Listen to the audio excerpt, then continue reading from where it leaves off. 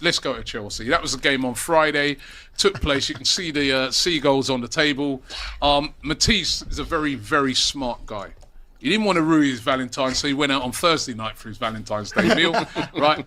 Good move. Good move. Good move, right? Good planning. This is why, a guy like this will stay in a relationship for a long time. Head of the curve. Because he understands how these things work. Right? So he's not. He saw the game against Brighton the previous week. Yes. And he said to himself, nah, I'm not going to be in a bad mood for my girl. We're going out on Thursday, baby. Is that how you said it, Matisse? Did you say it like that? Something like that. Something like that. Right? He did the most. And on Friday night, leave me alone. Right? You worked it out perfectly. Give him the seagull of shame, lads. But, That's the seagull of shame. And also, just before we get to you, I've not seen Clara. Any Clara Oh, God. Bitsy? You haven't seen Clara Bitsy? No, she's missing. Clara. MIA. Oh, yeah. Clara, where you at? I can't see you. Anyway, Matisse, man. I mean, first of all, that goal by Matoma. How did he take that touchdown and then still have the ability to? That's one of the goals of the season. Disgusting. And they were brilliant, Brighton. The way they popped the ball around, and again, another disappointing display. Guys like Neto are really everyone, every single player on that pitch was appalling. Like, there's not a single good performance to come from it. We didn't have a shot on target. You sometimes you see Brighton, they'll outplay you. They bullied us. Yeah. I'm seeing Van Heck clattering into Nkuku. I'm seeing Rutter just bodying people left, right, and centre. That touch that Matoma takes out of the sky, that's more quality than I've seen from our wingers all season combined. All of our wingers, all of our players. Like, it's literally that attack right now is Palmer FC or bust, and you're seeing it now. Palmer's gone for a very rough patch. He's not playing well, and nobody else is stepping up to the plate. In Nkuku up front, I've said it week after week on this show, it is like playing with 10 men. The guy should have gone in January. They should have agreed a fee with Bayern Munich, brought the asking price down, and got a replacement up front. But they didn't do that for whatever reason.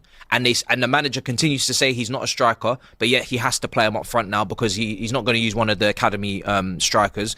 He's not going to change his system. Can you play Palmer as a false nine or Sancho as a false nine? Can you play wingers as inside wingers to get goals? But then again, are the wingers going to get goals? You're looking at Madueke's and Neto's to rely upon to get goals, to run in behind. Maybe it'll work. Try something different. He hasn't. But, this has been long coming. People have been saying, oh, why are you so annoyed we're fourth? We're not fourth anymore. We're not fourth anymore. We're sixth. And rightly so. The performances over the last 2 months, the performances over the last month and a half, Full of hate, lads. they reflect that. They reflect that. And the funny thing is that this is the favourable fixtures that we've come through. We're about to go to Nottingham Forest on the last day. We're about to go to Newcastle on the 2 game weeks before that. Arsenal away, Liverpool. It's peak. Villa away is next. So got to play us at home as well. The performance was shocking. Levi Colwell, all of the defenders. Chalobah has been shocking recently. Yeah. But even that Matoma one though, when you look back, I know you could, but actually, it was more credit to Matoma. The keeper. Well, the keeper's coming for the keeper's coming for Sanchez, but this is the goalkeeper that was meant to replace Sanchez. Instead, they bought an understudy when really we needed a top goalkeeper to come in. That's a position that you just don't play with. And then you got Levi Colwell, who's just so fragile, so weak.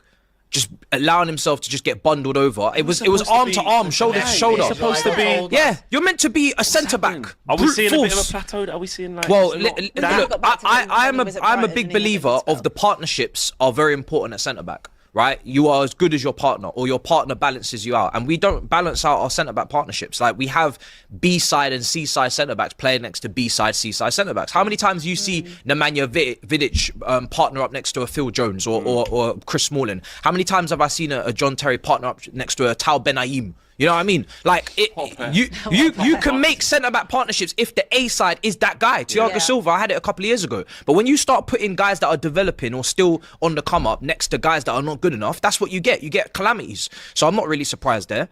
Can I ask it's just honestly, it was a shocking display. The whole thing was just disgusting. Can I ask you a question?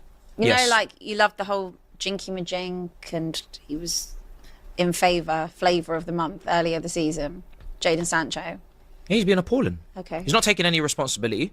We're not loving the Jinky Majinka anymore. Listen, I will always stand on the fact that I think he's a very good footballer in terms of he does the fundamentals and the basics. But when you ask him to go up a gear, actually take the game by the scruff of the neck and decide games or win you games or be the guy and actually show the quality. Because like I said, if this was a guy with bad first touch, bad ball control, bad passing weight, you know, I would be like, okay, it's a scrub. Yeah, it's not but because he's actually technically secure and solid and does the fundamentals, can you do more? Yeah, but what transfer? But he doesn't do I'm more. talking about the mentality. Yeah, well, that's when you start. Don't want to say. But this scrub, is why that's when you this start is getting into. Well, it doesn't matter where you're. But going. this is good but this is why he's a 20 to 25 million pound Exactly. obligation and not 100. How much is right?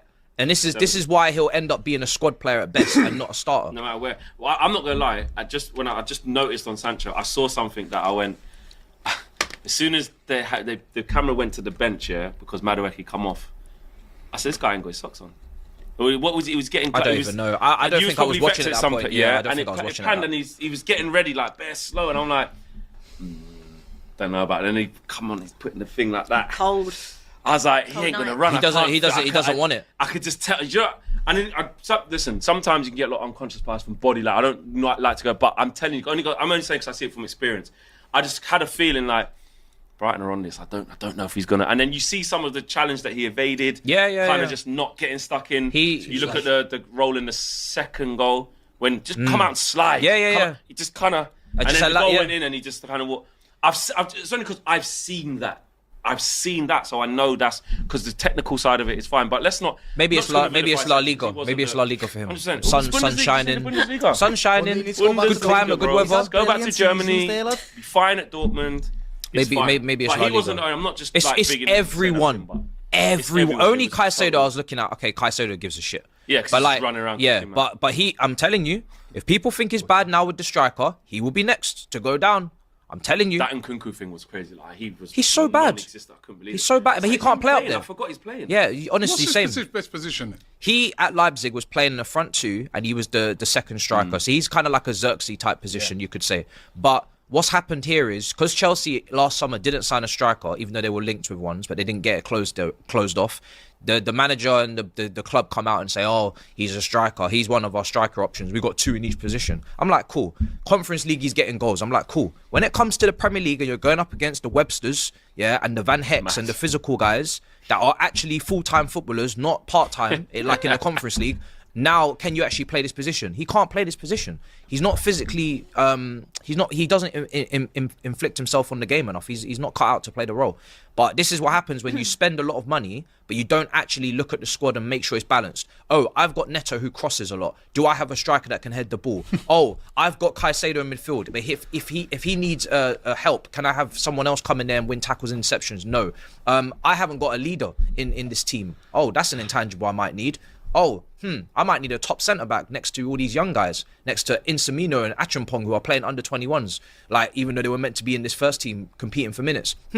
So Keep going, lad. Listen, I'm enjoying the that. goalkeeper, who looks at the goalkeeper position and says, yeah, Robert Sanchez, that's a good goalkeeper for this project. That makes a lot of sense. And then the guy that you replace him with is maybe not fit for purpose. So listen, at the end of the day, it all goes back to the owners and the sporting directors. I've said last season the sporting directors should have been sacked on the spot. They should have been sacked for even being linked with Garnacho in the winter window. You see that link? If we had signed Garnacho, my head would have been on Pluto. Yeah, I would have been gone if we had signed Garnacho. Can I ask you? Gone. Yeah, go on. Can you not buy Matoma, please? Can you just leave him at Brighton?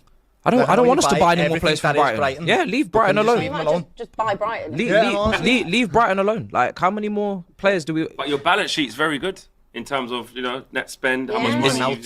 That is true. I wanted to ask you about Maresca. I personally, Because you won't really get onto him because I said at the start of the season he's not my problem. Like, is he good enough though? I agree. Is he He fit He might enough? Are not you be. seeing- He had a great spell and now he's having a terrible spell. Yeah. A bit like So- Leicester, wasn't it? So Within yeah, the- yeah. So it's like I have no shock.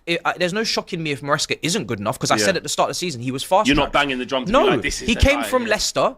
This is his first season in the Premier League. He's a young manager. If he's not good enough, whoop-de-doo. Like, wow, what a revelation. And the Chelsea model is you will just go and get another manager. But this is the thing. When you do your homework, as these directors did, we spent 72 hours a day. You know, Fabrizio Romano, I work all day, every day, 72 hours a day to do this. So you hired him. You had all the time in the world after Poch. That was your decision. If that decision is wrong, why am I looking at Maresca? How about you just leave?